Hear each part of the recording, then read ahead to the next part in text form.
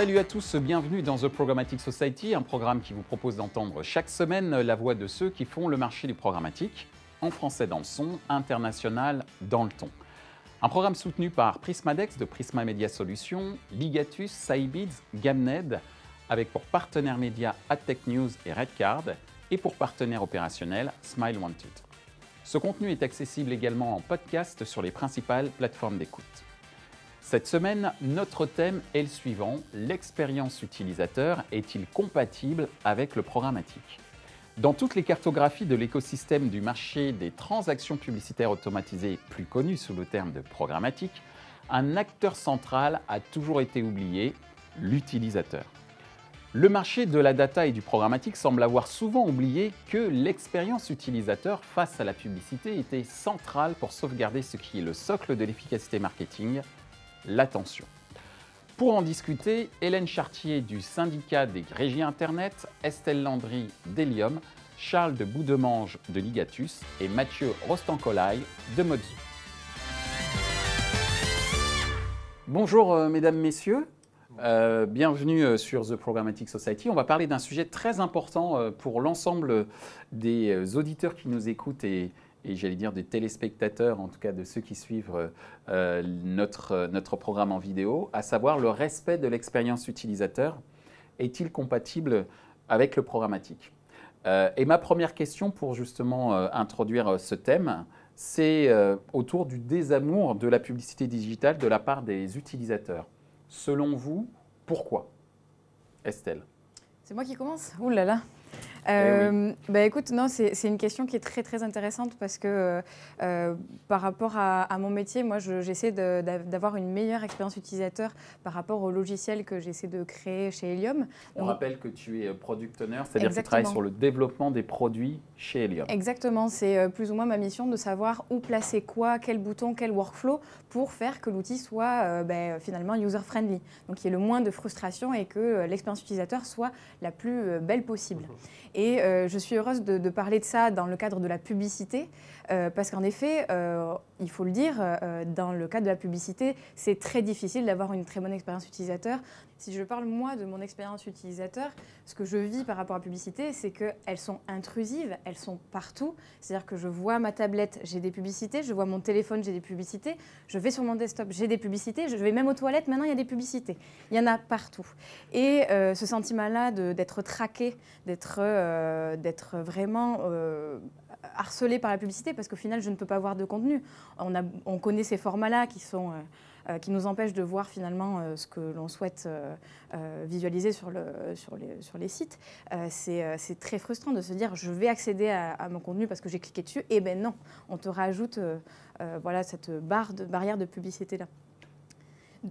J'allais juste compléter le fait que ça soit frustrant, qu'il y en a beaucoup, et aussi le fait que certains formats et certains contenus ne soient pas du tout adaptés à ma personne. Faire qu'on va me parler peut-être d'équipement moto alors que je n'en fais pas, on peut se dire finalement à quoi ça sert, pourquoi cette pub est là pour moi. Je n'ai aucun intérêt à la voir et encore moins à la visualiser entièrement. Merci Estelle. Charles, tu travailles pour Ligatus. Pour Ligatus, effectivement, une régie de native advertising. Et puis je rebondirai sur ce que tu disais, où nous on qualifie ça d'infobésité finalement qui est globale, c'est-à-dire que c'est un surplus, c'est un trop de trop. Et c'est ce qui traduit ce rejet publicitaire finalement. Tu parlais de désamour, mais c'est typiquement ça, c'est un rejet publicitaire qui passe par une surplus, une surexposition à travers la publicité. Mais ça vient finalement, on est tous responsables, ça vient aussi du business model des éditeurs qui est souvent très mis à mal, notamment avec la transition sur du digital où ils sont mis à puber énormément les sites internet. Il y a aussi côté plutôt activation média où on parle du retargeting, mais c'est effectivement ça, de ce que j'appellerais la bulle spéculative des impressions, c'est-à-dire qu'on n'a aucun scrupule à envoyer des milliards d'impressions à un internaute sous prétexte qu'il y a une rentabilité derrière qui est plus ou moins mesurée positive. Donc c'est hyper frustrant et c'est à l'encontre finalement de l'expérience utilisateur. Juste pour ajouter sur le rejet publicitaire, il y a aussi finalement une persistance en ce qui concerne les stratégies de last click. C'est institutionnalisé côté annonceur, c'est finalement simple à analyser les performances d'une campagne quand on attribue la conversion au dernier acteur. Et finalement, dans ce rejet pub, et si on fait le pont avec le programmatique, on se rend compte que la promesse, elle n'a pas finalement été vraiment tenue, quoi. On s'attendait à ce qu'avec un ciblage des cookies, on allait pouvoir mieux adresser, faire de la personnalisation, peut-être créer de la préférence de marque. Or, il s'avère qu'avec la multiplication des acteurs, la multiplication des trading desks, des leviers, même des devices, on n'arrive pas à avoir une vision claire des performances. On n'arrive pas à réconcilier ces données, et donc du coup on est complètement perdu, et ce qui fait qu'il y a une surexposition. Donc finalement, je pense qu'il faut remettre au cœur du sujet l'expérience utilisateur. Ça passe par comprendre leur comportement, respecter leurs usages, et c'est surtout redéfinir un pacte de confiance. C'est-à-dire qu'il faut arrêter de demander tout et n'importe quoi quand on brief, il faut se mettre d'accord sur des KPI, ce qui va nous permettre d'adapter à la fois le message, mais aussi potentiellement le contenu et autres. Merci Charles. Mathieu, la vision de Mozzu. Mozzu qui est spécialiste des expériences publicitaires innovantes sur mobile. Je suis 100% d'accord avec ce qui a été dit. Il y a 3 gros problèmes dans la publicité digitale. La quantité, la qualité, la pertinence. Tu parles toi d'infobésité. Nous, on essaye de mettre au goût du jour la notion de malpub. On parlait de malbouffe il y a 15-20 ans. Aujourd'hui, on est vraiment pollué par des publicités qui sont trop nombreuses, inadaptées la plupart du temps. Je parle en plus du mobile, des formats qui sont complètement inadaptés à l'expérience utilisateur. Et puis sur la pertinence du ciblage parfois, où il y a des choses qui sont aberrantes. Ouais. Donc le désamour, il est pas étonnant, il est normal, serait inquiétant que les utilisateurs continuent à aimer la pub telle qu'elle est aujourd'hui. Merci Mathieu.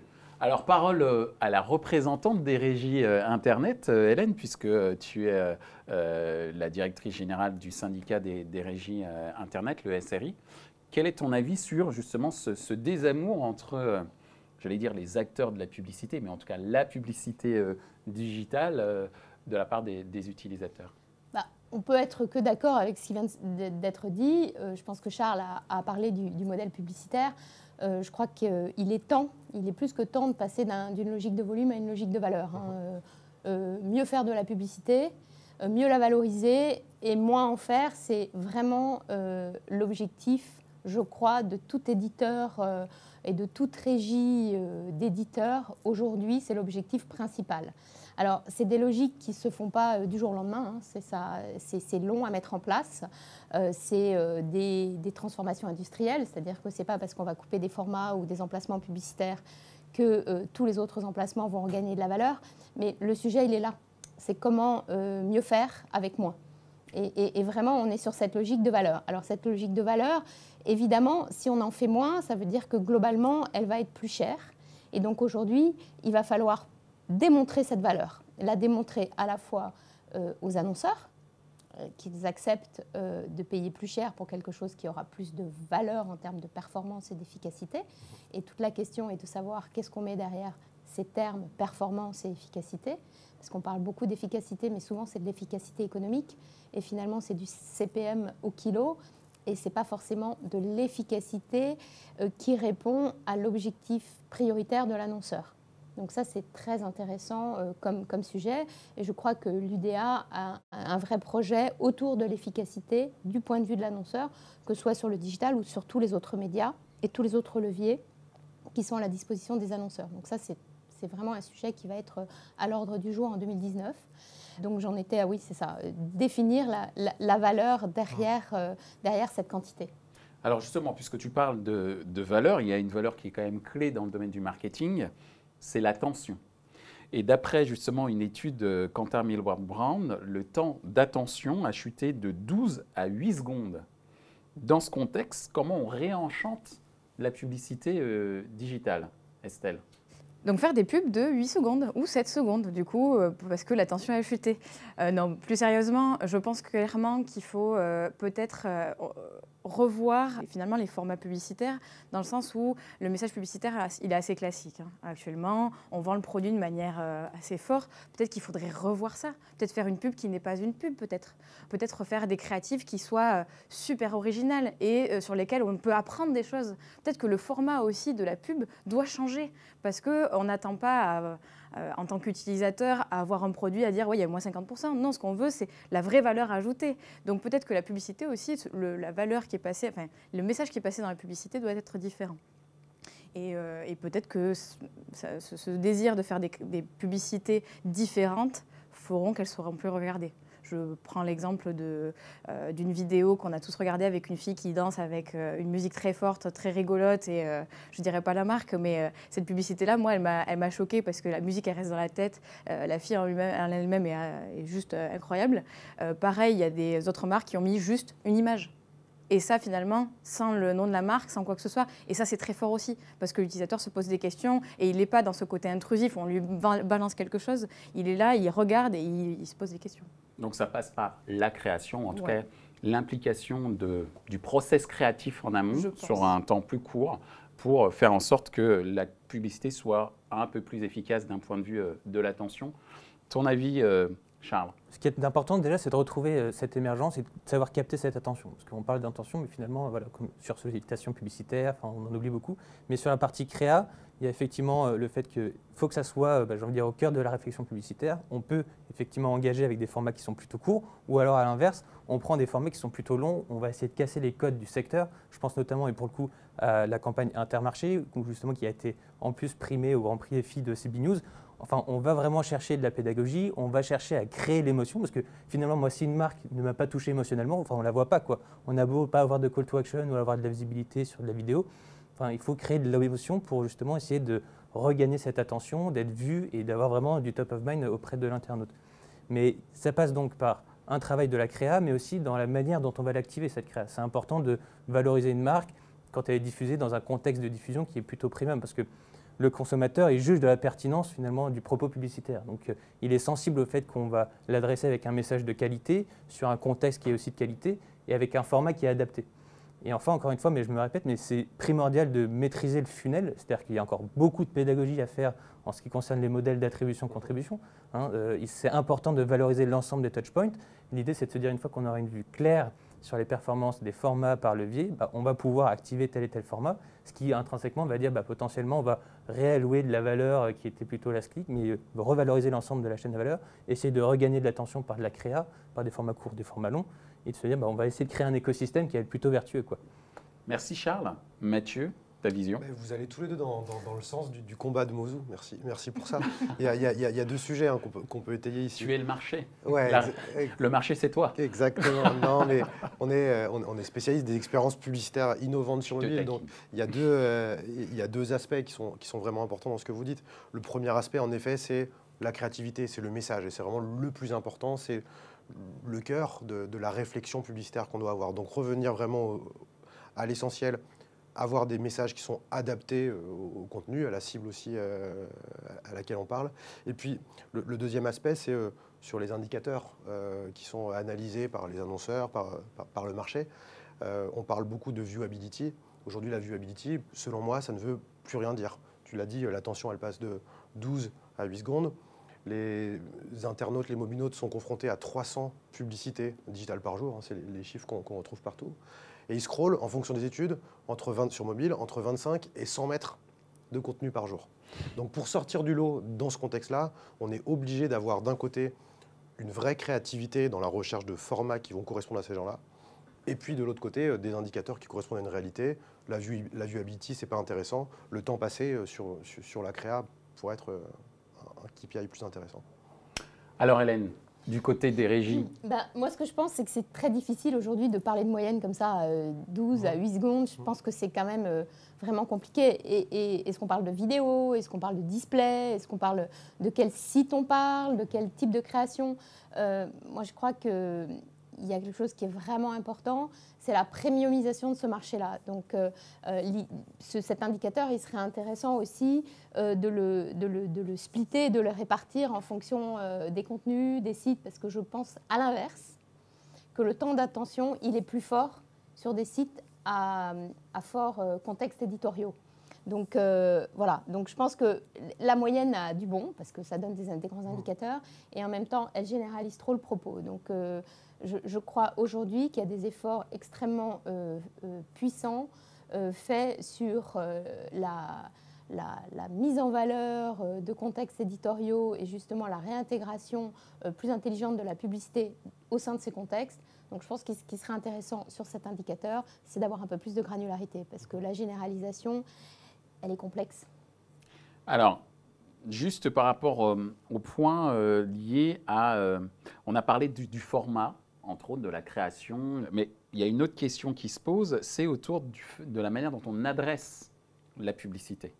Comment cette publicité, d'après vous, doit être adressée pour éviter ce niveau d'irritation qui est quand même assez fort pour ne pas dire abyssal. Comment on fait pour adresser autrement la publicité, Hélène? Alors, je crois qu'il y a une initiative américaine qui s'appelle la Coalition for Better Ads, qui a été lancée avec un grand nombre d'associations interprofessionnelles. Alors, on y retrouve l'IAB Tech Lab, l'ANA, ce sont les agences, la WFA, ce sont les annonceurs, mais on retrouve aussi des grandes marques. J'espère que je ne me trompe pas, mais je crois qu'il y a Disney, Procter, Coca-Cola, donc vraiment des très très grandes marques mondiales. On y retrouve aussi des groupes de communication, WPP, encore une fois je vais en oublier, mais donc on retrouve Facebook, Google, donc Oath, des plateformes, quand même vraiment tout l'écosystème, on va dire publicitaire est mouillé dans cette affaire. Et ils ont finalement ils ont mené une grande étude auprès des internautes sur qu'est-ce que c'est que l'intrusivité en termes de format. Et de ça sont sortis des formats qui étaient considérés comme les plus intrusifs et les plus gênants. Et aujourd'hui, cette coalition, elle met en avant des formats à proscrire. Alors, j'ai plus le nombre exact, mais je crois qu'il y a 8 formats sur mobile et 3 sur desktop ou 5. Enfin voilà, bon, on est à peu près dans ces volumes qui sont décrits comme des formats les plus intrusifs. Et déjà, si on se colle à cette coalition et à ces choix qui ont été faits par des internautes, déjà on élimine pas mal de choses. On parlait tout à l'heure de publicités qui interviennent sur le contenu et qui bloquent le contenu. Il y a beaucoup de formats qui sont en superposition, qui sont aujourd'hui proscrits par la coalition. La croix, absolument tout de suite, sans compte à rebours, c'est indispensable. Voilà, donc il y a quand même aujourd'hui des guidelines claires sur ce qu'il y a à proscrire ou ce qu'il y a à garder comme format considéré comme non intrusif par un panel de plusieurs dizaines de milliers d'internautes. Ce n'est pas un truc fait comme ça dans une arrière-cuisine. Merci Hélène. Mathieu, ton avis sur le fait d'adresser autrement la publicité? Sur la Coalition for Better Ads, moi je prendrais quand même plus de pincettes. Ça n'a pas été fait dans une arrière-cuisine, tu as raison. C'est aussi un syndicat de gens qui ont poussé leur format. Donc il faut quand même prendre des pincettes. Tu veux dire que c'est orienté? Évidemment, ouais, la Coalition for Better Ads, elle a été poussée par Google au départ, ça a été orienté, évidemment. Tu ne penses pas que c'est le résultat d'une étude, comme l'évoquait Hélène, qui est la source du choix de ces formats? Je pense que plutôt que s'intéresser à des études qui auraient été faites par des acteurs du marché qui ont un intérêt justement à valoriser des conclusions, il faut s'intéresser à ce que veulent les mobinautes ou les internautes dans le cas de la publicité sur desktop. Et c'est quoi ton constat justement sur ce qu'ils veulent? Sur l'intrusivité, c'est vraiment important de respecter en premier l'expérience utilisateur. Un utilisateur de l'Internet mobile ou fixe qui a besoin de consulter un contenu, il veut d'abord avoir accès à son contenu. Il veut que la promesse qui lui a été faite au moment de cliquer soit réalisée. Il ne veut surtout pas qu'une publicité intempestive qui ne correspond pas à son ciblage, à sa personnalité, arrive avant son contenu. Donc, ça, on est d'accord. Il y a une notion vraiment de respect de son expérience utilisateur et puis une notion aussi de respect de son intimité. On voit de plus en plus des utilisateurs qui rejettent la publicité trop ciblée, qui peut avoir l'air pertinente en termes d'intérêt, mais qui les met mal à l'aise quant à l'analyse de leur comportement notamment. Mais là, on est dans les constats. Ma question était comment on fait pour adresser autrement? Donc effectivement, Coalition for Better Ads est une réponse. Bien sûr. Si tu considères qu'elle peut être orientée, ce serait quoi la manière d'adresser autrement? C'est le respect, c'est les annonceurs, dans un premier temps, les annonceurs, leurs agences. Parce que le respect, c'est une valeur. C'est faire preuve d'empathie, c'est vraiment s'intéresser au comportement des utilisateurs de l'Internet, donc des humains qui consultent des contenus digitaux, de faire en sorte que la publicité qui leur est adressée correspond parfaitement à l'usage du contenu qu'ils sont en train de visualiser. D'accord. Merci Mathieu. Charles, ton avis? Oui, juste pour rebondir du coup sur certains points, et notamment sur Coalition for Better Ads, et je pense à toi Mathieu, parce que on a la chance d'avoir un représentant sur le mobile, mais finalement, les formats qui sont jugés interdits par Coalition for Better Ads sur mobile, ça va être de l'interstitiel, ça va être des bandeaux sticky en pied d'article. Donc effectivement, moi, ma question, c'est plutôt une question ouverte dans le sens où maintenant, le business model, ou plus ou moins, parce que ça va être dans 2, 3, 4, 5 ans, mais finalement, il y a une majorité de régies mobiles qui commercialisent ce type de format, donc de l'interstitiel, etc. L'interstitiel d'ouverture, hein, pas Effectivement. l'interstitiel entre des Tout à pages. fait. Hein, Mais ça reste quand même hyper intrusif. Enfin, c'est-à-dire que quand on consulte Le Monde, Le Figaro, qui n'a même pas de frequency capping sur un interstitiel, finalement, l'expérience utilisateur, elle peut aussi se faire en amont, quoi. Donc effectivement, c'est bien d'avoir ouvert la brèche là-dessus. Ça va être des standards potentiellement. C'est encore une fois, j'ai envie de dire, une porte ouverte sur ce qu'il faut éviter de faire dans les prochaines fois. Mais c'est important aussi de recentrer le fait que la consomédia aujourd'hui, elle a changé. Elle est devenue hyper volatile, même parfois désorientée, désabusée. On a vu que c'était les médias historiques qui portaient le rôle de médias. Puis ensuite, il y a eu le développement des plateformes de brand content, des marques. Et aujourd'hui, finalement, le vrai média, c'est l'internaute. C'est ce que tu dis aussi, effectivement. Donc l'important, c'est, je dirais, d'avoir une certaine agilité, d'avoir une certaine... de ne pas prendre des pincettes, mais d'avoir cette délicatesse pub, finalement, sur comment adresser et comment communiquer. Et pour ça, il y a une réponse qui est immédiate, c'est le format natif. Tu disais tout à l'heure que finalement, l'expérience utilisateur et le mobile, c'est un peu compliqué. Pas à travers le format natif, hein. On est d'accord, c'est quand même une phase d'exposition qui est assez importante. Nous, on remarque qu'il y a une explosion sur ce marché-là, qu'il y a de plus en plus de marques qui préemptent ce format. Typiquement, quand on prend l'exercice du volume d'achat global d'un trading desk indépendant avec qui nous produisons le baromètre programmatique à Tech News, qui est un de tes partenaires, on se rend compte qu'on représente quasiment 8% de leur achat, donc 48% sur mobile. Donc on voit qu'il y a clairement une bascule des usages qui est fait sur ce mobile et que le natif est un élément de réponse sur ce levier-là. Je te coupe là-dessus parce qu'il faut quand même trouver un équilibre entre les trois parties prenantes de la publicité. Tout à fait. Tu as évidemment les éditeurs qui ont besoin de se rémunérer à la hauteur de la qualité du contenu qu'ils produisent, les utilisateurs qui ont besoin qu'on respecte leur intimité, leur expérience utilisateur, puis les annonceurs qui ont besoin quand même qu'on voit leur message et ils ont besoin de disposer d'un espace de communication suffisant, pertinent, visible et vendu, pas forcément sur des critères de viewability, mais plutôt sur du temps passé sur la créa. Donc, le native, ça a l'intérêt d'être non intrusif, en tout cas de gêner le moins possible l'utilisateur. Ensuite, il faut quand même avoir des formats qui... vous le disiez tous les deux, qui impactent, qui étonnent, qui émeuvent, qui donnent envie de générer de l'interaction. Merci messieurs. Mais c'est fait aussi pour ça, hein, on discute. Estelle, ton avis sur le fait d'adresser autrement la publicité? Je dirais peut-être pas... Enfin, adresser autrement me gêne un peu parce qu'on pourrait adresser mieux avant. Je vais rentrer dans des questions un peu plus opérationnelles, hein. Mais clairement, tu en parlais un petit peu, Charles, tout à l'heure. C'est qu'une campagne publicitaire, côté annonceur, il y a plusieurs moyens de l'opérer. Il y a du capping qui existe. Il y a possibilité de mettre de l'intelligence dans le retargeting. Il y a possibilité d'utiliser plein d'options que mettent à dispo les plateformes qui permettent de mieux cibler, de moins, entre guillemets, embêter, frustrer l'utilisateur. Je te coupe, excuse-moi. Par rapport à l'efficacité, quand tu parlais du fameux triptyque tout à l'heure, il y a des études qui démontrent qu'en fait, un message est retenu sur le digital à partir de 12 expositions et non plus le fameux capping de 3. Donc, comment je fais pour concilier les deux? Moi, je dirais simplement que c'est une balance. C'est-à-dire que, OK, c'est bien de le montrer à la personne plusieurs fois pour qu'elle s'en souvienne, mais au bout de 10 fois, moi, personnellement, les publicités que je vois 10 fois, je n'irai jamais acheter ce que je vois 10 ou 15 fois. Tu sais pas que tu les as vus 10 fois. C'est ce qu'on disait tout à l'heure. Je suis tu es d'accord. exposé à 300 pubs par jour. Donc on fait du subliminal sans le savoir presque. Moi, je pense que les pubs, elles sont de moins en moins vues parce qu'il y en a trop, parce qu'elles sont pas attirantes, parce qu'elles donnent pas envie aux utilisateurs de les retenir. En termes de mémorisation, c'est dramatique la situation. C'est pour ça que je parlais de créa comme premier pilier. Mais je pense aussi derrière qu'il faut qu'on n'oublie pas que les plateformes nous donnent des moyens pour essayer de mieux cibler, de moins être envahissant. C'est vrai qu'on a tout ce côté brain safety qui se développe. Et pareil, là on parle que côté annonceur, mais il y a aussi la partie éditeur. Le nombre de placements par page devrait être contrôlé aussi. Il faut qu'on le dise.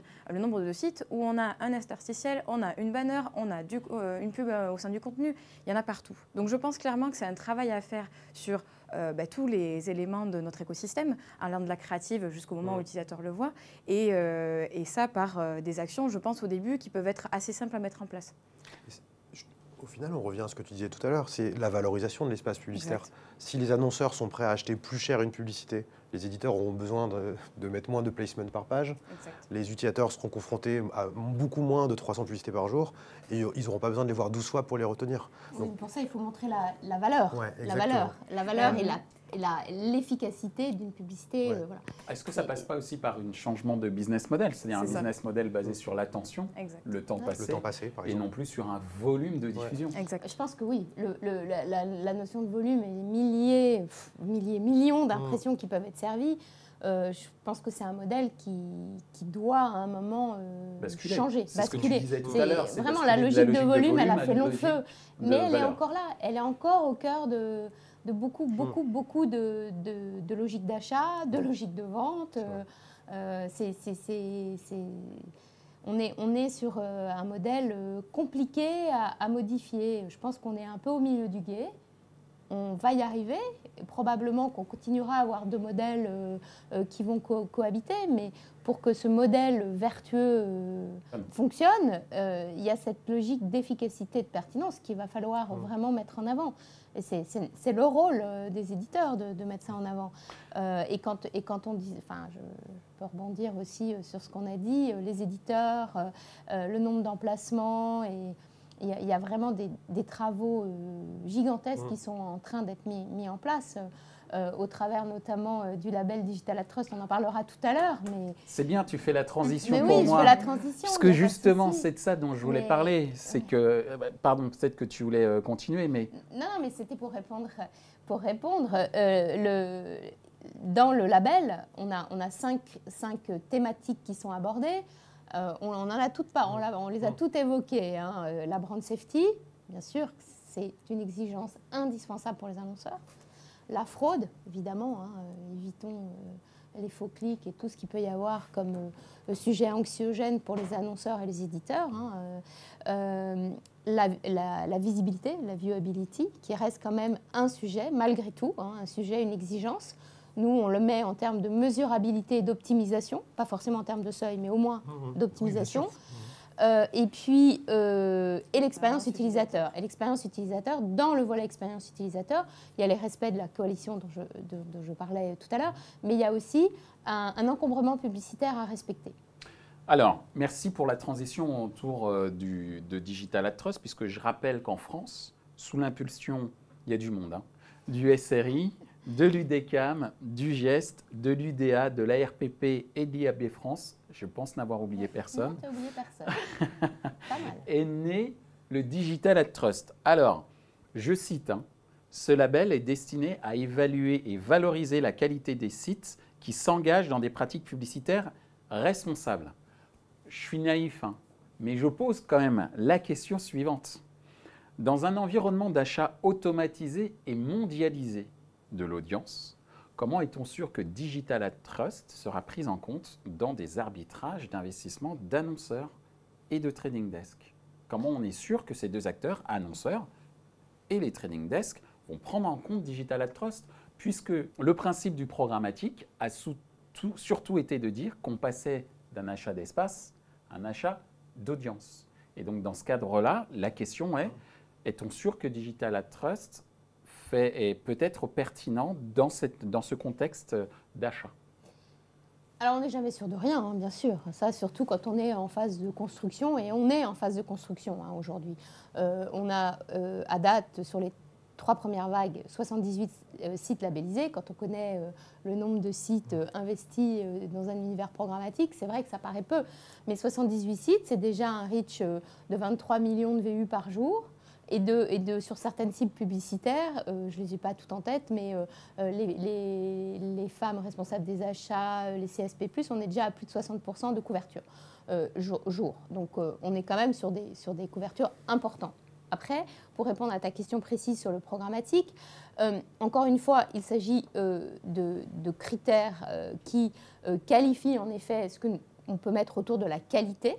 Hein, ces critères sont des critères de visibilité, des critères de brand safety, d'expérience utilisateur et tout. Et il y a beaucoup de critères qui sont déjà des critères d'achat et d'arbitrage au sein du programmatique. Donc évidemment, on ne peut pas garantir qu'on ne va acheter dans le programmatique que des sites labellisés, mais on peut se mettre à minima sur les mêmes niveaux d'arbitrage. pour mémoire, on a des taux sur la brand safety et la lutte contre la fraude qui sont à 2% dans le label. Je ne suis pas sûre que ce sont des taux qui sont... voilà, quand on voit les baromètres mensuels d'Integral Ad Science, on n'est pas à 2%, hein, on est largement au-dessus. Donc voilà, donc déjà, si on se met sur ces taux-là, on écrème sacrément, le pool d'URL disponible en programmatique. Voilà, donc ça, c'est le premier point. Après, nous, ce qu'on dit, c'est que l'idée, elle est de faire monter tout le monde en meilleure qualité, en meilleure qualité, en responsabilisation sur ces critères-là, et puis de faire vraiment basculer le marché dans cette grande vague de fond qui est la qualité, la responsabilisation, voilà, pour justement avoir moins de pubs, de mieux la valoriser et de mettre des critères qui qualifient la qualité. Voilà. Merci Hélène. Charles, je te donne la parole parce que je crois que Ligatus fait partie de Digital Ad Trust. Effectivement, en fait, on soutient le label Digital Ad Trust, on fait un énorme travail d'évangélisation. L'idée, c'est de se dire, on soutient les labels qui offrent une meilleure publicité. Bien évidemment, la composition de notre réseau, il y a 80% des sites labellisés qui appartiennent à ce réseau. Donc, bien évidemment qu'on soutient ce type d'initiative. Mais ce qui est important, pour répondre à ta question, c'est, tu disais tout à l'heure, tu faisais référence à l'audience planning pour le programmatique. Il faut aussi se rappeler que c'est difficilement envisageable de faire de l'audience planning en programmatique parce que le développement des technologies ont été pensées ROI. Enfin, c'était tout le sujet de notre débat finalement. C'est que c'est le ROI qui prime au-delà de l'expérience utilisateur. Donc déjà dans ce contexte-là, c'est difficile. Le deuxième élément pour la mise en place, c'est 2019 nous le dira peut-être, puisque 2018 c'était vraiment, j'ai envie de dire, la phase d'évangélisation de ce label. Il y a aussi des initiatives en parallèle, je pense à Gauthier Piquet chez Publicis qui mettent en avant le fait qu'il faut réellement avoir une intelligence pub et une collectivité sur une prise de responsabilité finalement. Mais n'oublions pas que finalement qui opère aussi le programmatique, c'est de l'humain, qu'il y a énormément de travail de pédagogie à faire côté Trading Desk, mais aussi côté agence média pour appliquer ces typologies de sites, donc création de deal ou autre. Mais 2019, on va voir ce qu'il y a, parce que voilà, encore une fois, c'est une logique de ROI, il y a du business model derrière. Tous les sites ne sont pas labellisés Digital Ad Trust.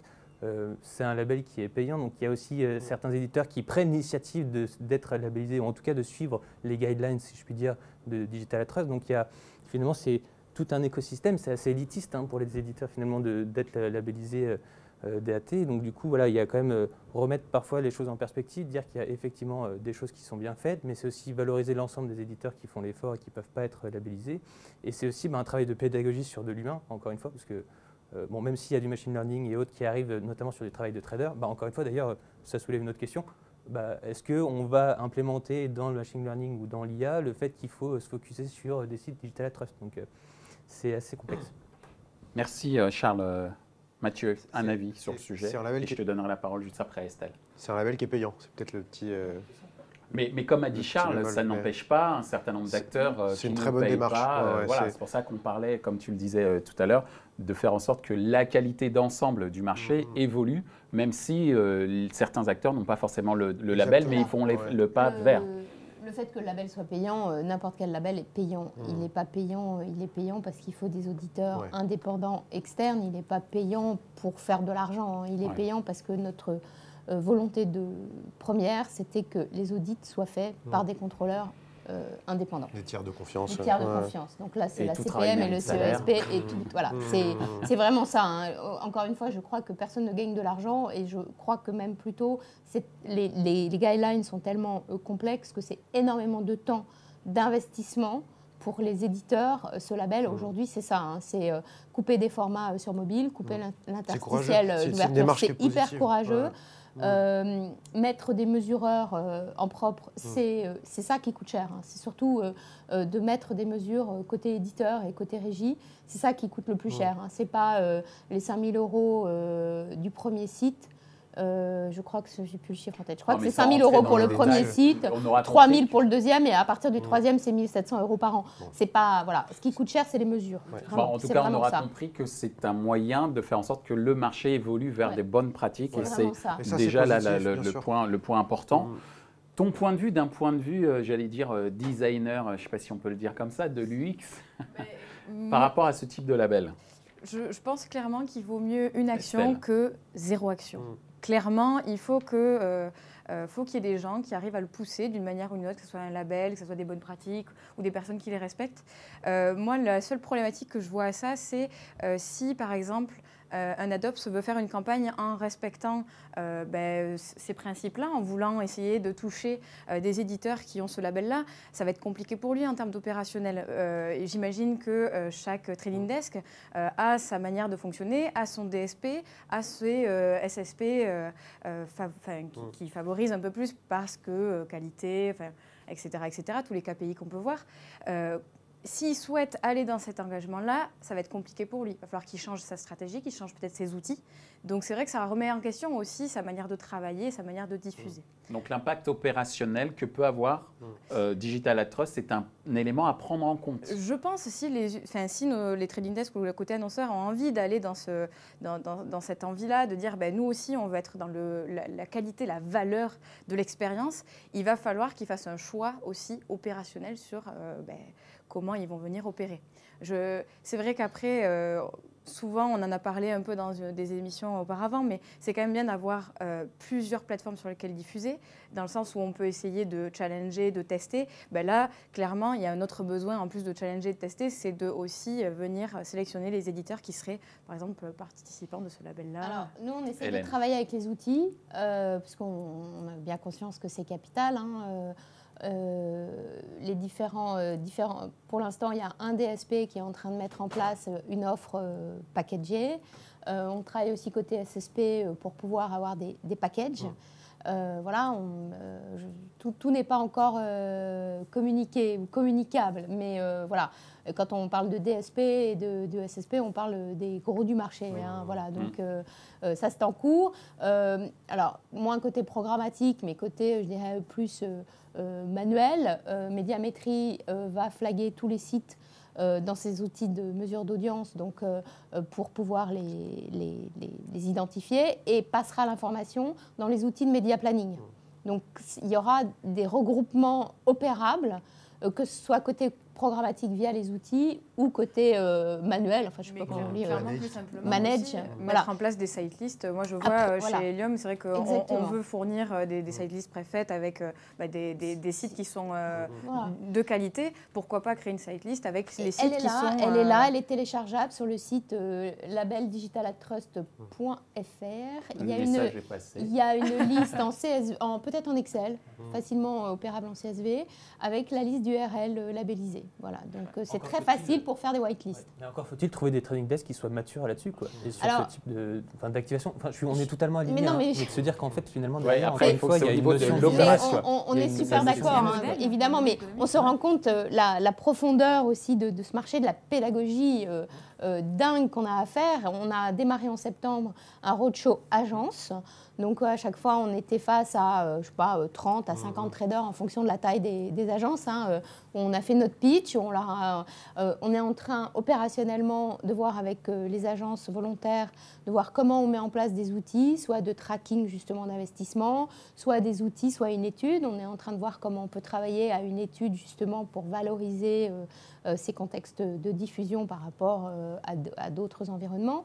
On a été voir quelques gros trading desks, et c'est là aussi on a vu que cette pédagogie elle était nécessaire, que tout le monde parle du label, c'est vrai, mais que tout le monde ne sait pas à quel point c'est engageant, à quel point c'est pas juste un tampon ou l'école des fans où tout le monde y a droit. Je rappelle qu'il y a à peu près 20% de recalés à chaque vague.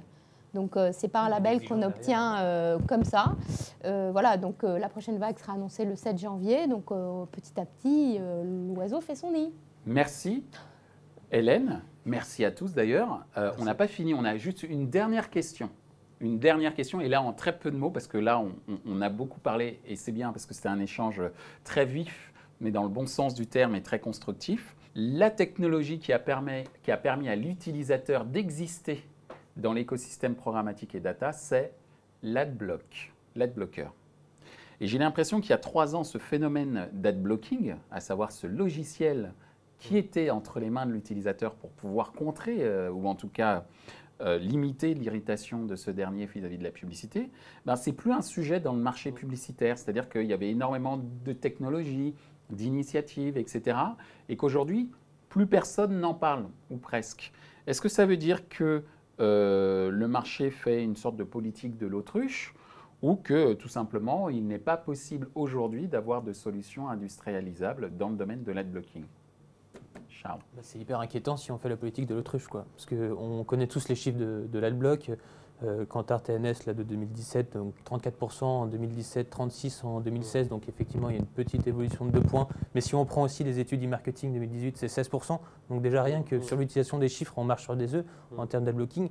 Le sujet étant, c'est la réponse immédiate des consommateurs, des internautes, cet adblock. Donc c'est important de mettre en place des technologies qui sont innovantes. Je pense notamment aux monoplateformes avec Helium. C'est chouette que tu sois là pour représenter, tu vas nous en dire un peu plus, je pense. Mais on a aussi des Liquidem. Elle va prendre la perche. Mais c'est important, c'est hyper important d'avoir des solutions technologiques. Nous, on a aussi mis en place un DSP, donc Liquidem, qui permet de simplifier les achats programmatiques en natif. C'est plus ou moins une monoplateforme ou un méta DSP natif. Mais ce qui est important, c'est l'innovation technologique. Et puis, on n'a toujours pas parlé de la data, quoi. La data dans une orchestration média programmatique, c'est ultra important, quoi. On a réussi, on est de plus en plus mature là-dessus, on a réussi à enrichir des bases de données CRM, PRM qui nous permettent des orchestrations médias différentes. On a réussi à créer des clusters d'audience. Il y a tout un travail qui est fait côté agence média et conseil et créa sur tout ce qui est la création de personas. Donc on a aujourd'hui des outils et les moyens de pousser un message à un instant T du parcours conso. Merci Charles. La perche t'a été tendue, donc vas-y. Mais non, mais je ne peux que être d'accord, mais tu m'as volé du coup. Non, je rigole. Mais, il a fait l'argumentaire pour toi. Non, mais c'est très bien, du coup, je vais pas beaucoup parler, mais non, je te rejoins. Je pense qu'en effet, au niveau technologique, il y a beaucoup de choses à faire. C'est vrai qu'Helium, on a une plateforme qui permet d'agréger plusieurs DSP, une plateforme de type social, par exemple, qui font que du coup, on a une maturité sur le fait de pouvoir diffuser simplement, rapidement sur beaucoup de canaux et du coup d'avoir toujours des fonctionnalités que l'on a sur tous, mais regroupées sur un seul et même outil. Donc après, si on parle de l'adblocker, tu as sorti les chiffres, 34%, c'est pas non plus énorme. Le marché est là, faut le dire. Oui, mais sur ces 34%, ce qui peut être gênant, c'est d'avoir 80% d'une classe d'âge qui est entre 15 et 24, ou pour ne pas dire 15-34, qui n'est plus dans les radars et qui est quand même une cible clé pour l'ensemble des annonceurs. Mais on a vu la parade de certains éditeurs de dire que pour accéder à un certain contenu, il faut le désactiver pour ces classes-là. Je pense surtout à des replays, je pense surtout à des sites de type social, justement, où ces tranches d'âge sont... Est-ce que ça fonctionne pour avoir des ados à la maison? Sur les applications, est-ce que tu as vu les applications de type Snapchat, de type Facebook, de type YouTube? Même sur ces applications-là, les adblockers ne peuvent pas fonctionner. Donc, il y a bien de la pub qui passe.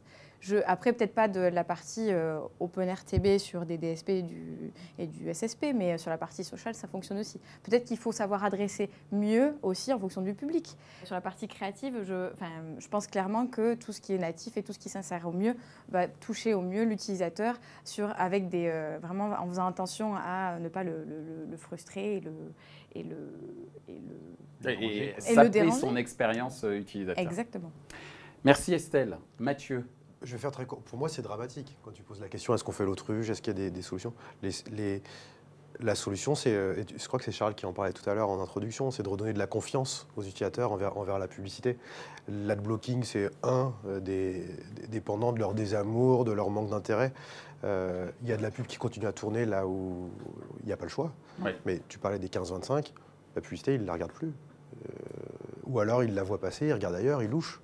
Mais on a un vrai défi, les annonceurs, les éditeurs, pour rechercher l'intérêt, l'engagement des utilisateurs, surtout les plus jeunes, qui, eux, ont été éduqués avec la publicité digitale, qui ne sont plus à voir. Et pour eux, c'est très clair, ils voient la différence entre de la pub. Donc ouais, le travail de fond, il est sur la création de confiance, moins de publicité, moins de mal-pub, travailler sur et les quantités, et la qualité, et la pertinence des messages qui sont diffusés, pour que peu à peu les utilisateurs aient envie de consulter les pubs. Donc, voilà. Merci Mathieu. Hélène, le mot de la fin sera pour toi. très bien. Comment font est-ce que les L'autruche, régies, sûrement pas, je crois vraiment d'accord. pas. Hein. En revanche, je crois qu'il y a eu un vrai travail de pédagogie et sur cette erreur fondamentale du web qui était tout est gratuit sur le web. Je pense qu'on est parti sur un malentendu de base. Non, le contenu n'est pas gratuit. Et ça, je pense que ça a été long, hein, mais je pense que la pédagogie autour du contenu gratuit commence à passer. C'est-à-dire qu'un bon contenu, eh ben, il y a des journalistes derrière, il y a un bon contenu, une belle appli, elle est opérée par des designers, voilà, donc une data propre, bien adressée. C'est des équipes juridiques, c'est des équipes de data scientists, tout ça se paie. Et le contenu n'est pas gratuit. Derrière le contenu, il y a des gens, il y a des compétences. Et pour avoir un contenu de valeur, il faut pouvoir se rémunérer. Alors, l'alternative aujourd'hui, elle est assez basique. Hein, c'est genre, je paye mon contenu ou j'ai de la publicité. C'est un peu basique, mais c'est quand même ça l'alternative. Donc, je pense qu'il y a des modèles qui s'hybrident avec un petit peu de pub, un petit peu de payant, des modèles tout payants, sans pub, des modèles, voilà. Donc je pense que cet équilibre, il a été long à trouver, mais qu'on atteint quand même de meilleurs résultats en faisant comprendre aux gens pourquoi ils ont de la pub. Et puis la pub, c'est pas un mal comme ça, c'est pas pour embêter les gens. C'est parce qu'il y a des annonceurs qui derrière sont des industriels et qui ont besoin de vendre des produits pour créer des emplois. Et je pense que cette notion de levier économique de la pub commence à faire son chemin. Hein, on est parti très très loin. Hein. La pub, ça nous ennuie, on la bloque, c'est tout pourri et tout, à quelque chose de plus profond dans l'économie et la santé à l'échelle nationale. Alors bon, je pars un peu dans un délire, mais je crois que c'est ça. Hein. C'est remettre le truc au centre macroéconomique. Voilà, c'est ça, au centre d'un débat macroéconomique. Oui, bah, la petite pub que tu reçois, elle contribue à l'économie de ton pays. Donc ça paraît dingue à dire, mais je crois qu'il y a une prise de conscience qui était nécessaire, salutaire et qui fait son chemin. Alors, prise de conscience des éditeurs, prise de conscience également des utilisateurs. Et on va dire qu'il y a une sorte de mise en œuvre de toute la chaîne intermédiaire. Voilà. Bon, en tout cas, merci mesdames, messieurs pour ce débat. Je voudrais juste passer un petit message personnel pour la préparation de cette table ronde. Un grand merci à Elodie Dratler qui m'a fourni énormément d'informations pour préparer cette table ronde. Donc, je la remercie et je vous remercie à nouveau pour la qualité de nos échanges et cette dimension assez active et constructive. Donc, je pense que les auditeurs et les téléspectateurs sauront le reconnaître. Donc, merci encore à vous. Merci. Merci Michel. Merci. Ainsi s'achève ce débat autour de la compatibilité du programmatique avec l'expérience utilisateur. Les points à retenir de nos échanges sont les suivants. 1. Pour moins de pollution publicitaire, le marché doit passer d'une logique de volume à une logique de valeur, comme le temps passé par exemple. Le temps d'attention étant en forte diminution, il faut intégrer la création dans le process d'optimisation de valeur des formats publicitaires. Et ce, pour recréer du lien avec les utilisateurs et donc plus de mémorisation de leur part. L'initiative française Digital Ad Trust est un premier pas important vers la responsabilisation des éditeurs pour une diffusion publicitaire responsable afin que le marché éradique la crise de confiance entre les utilisateurs et la communication publicitaire digitale. Retrouvez ce programme en podcast sur les principales plateformes d'écoute. Merci à Prismadex de Prisma Media Solutions, Ligatus, Scileads, Gamned pour leur soutien, sans oublier nos partenaires médias, AdTechNews et Redcard, et notre partenaire opérationnel SmileWanted. Merci également à l'ensemble des équipes d'Atelier B pour la réalisation de ce programme.